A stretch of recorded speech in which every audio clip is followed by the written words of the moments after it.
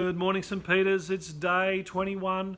We are looking at helping each other stay childish.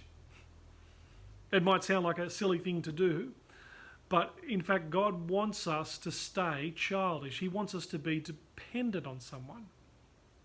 I've got 3 children, as you know, and over the holidays and the time at home, Kathy and I have been encouraging our children in different ways to learn to be independent.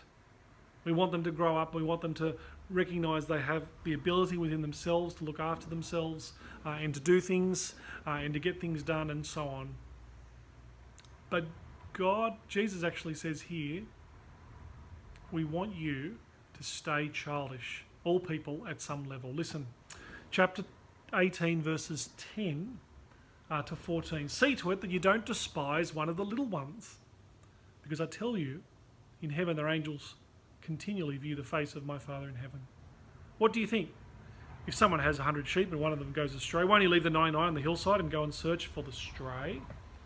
And if he finds it, truly I tell you, he rejoices over that sheep more than over the 99 that did not go astray. And in the same way, it is not the will of your Father in heaven that one of these little ones should perish. Remember in chapter 18, it's held together, all of it is held together as being about helping each other stay childish, helping our brothers and sisters stay dependent on the Father, on the good Father. And so we know this story, the parable of lost sheep, from the Gospel of Luke, but Matthew puts a bit of a different spin on it because he says this point of this lost sheep is about see to it that you don't despise one of the little ones. This is just another way of saying what we said yesterday. Remember that the little ones are God's children. Don't despise them, even those who may have a simple faith. Instead, keep them together and love them. And then he says, you know the heart of the Father. Even if he has 99 and one of them wanders off, he goes off to find the lost one and he rejoices over that. The heart of the Father is focused on those who are lost, and he calls them home.